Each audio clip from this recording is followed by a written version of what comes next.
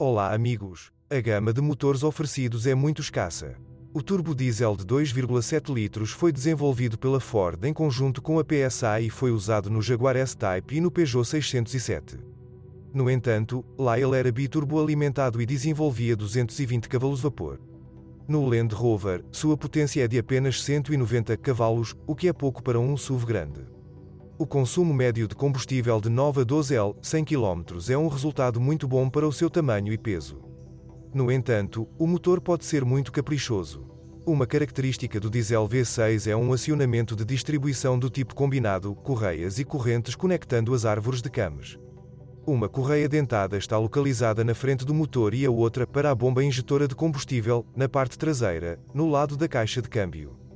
O acesso à correia da bomba injetora de combustível é difícil e para substituí-la o fabricante exige arrancar a carroceria do chassi. Porém, com o tempo, alguns artesãos se acostumaram a trocar o cinto sem levantar o corpo. Embora muitos artesãos tenham aprendido como consertar injetores de combustível, a bomba injetora de combustível só precisa ser trocada. O maior problema do TDV6 é a rotação das camisas e a destruição do virabrequim. A doença ocorre após 150 a 250 mil km. Alguns carros a diesel atingem 350 a 400 mil km antes de grandes reparos. Os motores a gasolina são muito mais estáveis. Ambos foram desenvolvidos pela Ford. Os motores consomem muita energia. O V8 de 4,4 litros consumirá pelo menos 20 100 km na cidade. O V6 de 4 litros não foi amplamente utilizado. O motor de aspiração natural de 8 cilindros não apresenta deficiências graves. Seu ponto fraco são os reguladores de fase e os solenoides reguladores de fase. Além disso, o ressonador do coletor de admissão racha com o tempo. Os motores foram combinados com uma transmissão automática ZF6HP 26 de 6 velocidades. Proprietários de SUVs britânicos reclamam de vez em quando de vazamentos na caixa de câmbio. A intervenção de um especialista na máquina pode ser necessária após 250 a 300 mil km. Mais frequentemente é necessário reparar o conversor de torque. Ao longo do caminho, os conjuntos de embreagem, solenoides, buchas e corpo da válvula podem sofrer desgaste. Após 250 a 300 mil km, a caixa de câmbio traseira ou dianteira pode uivar. A manutenção descuidada, tipo errado de óleo ou demora na troca, pode causar desgaste nos mancais da caixa de transferência. E depois de 250 a 300 mil km sua corrente pode esticar. Os blocos silenciosos e os braços de controle dianteiros esféricos devem ser atualizados após 80 a 120 mil km. Os blocos silenciosos da suspensão traseira duram mais de 200 mil km. Em configurações ricas, as molas pneumáticas se desgastam em 200 a 250 mil km.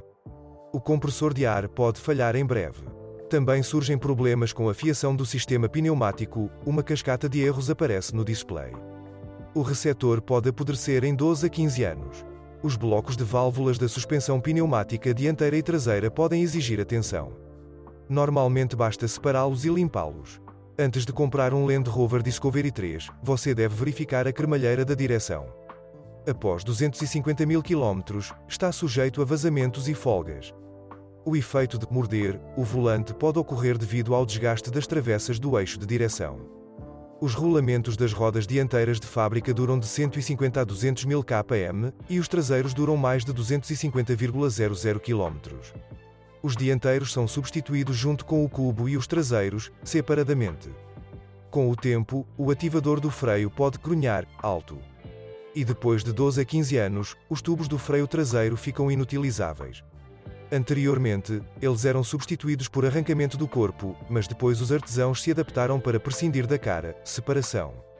O Land Rover Discovery 3 não é apenas um carro muito complexo, mas também cheio de soluções inusitadas que obrigam a entrar em contato apenas com centros de serviço especializados.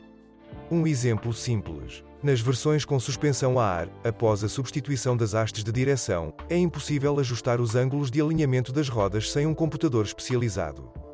Às vezes, a corrosão é encontrada na estrutura. Antes de comprar, você deve verificar cuidadosamente seu estado. Mas a ferrugem é mais ativa nas soleiras da carroceria, sob as guarnições de plástico. Buracos podem se formar após 12 a 13 anos de uso. Consertar as soleiras custará cerca de 20 mil. Ao longo do caminho, os apoios para os pés também ficam inutilizáveis. Após 200 a 250 mil km, o painel de instrumentos pode ficar deprimido. A arrumação é tratada resoldando o processador e os periféricos. O gerador deve ser reparado após 250 a 300 mil km.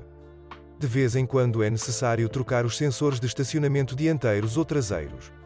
Devido aos drenos do teto solar entupidos, pode aparecer água nos pés do motorista e do passageiro dianteiro.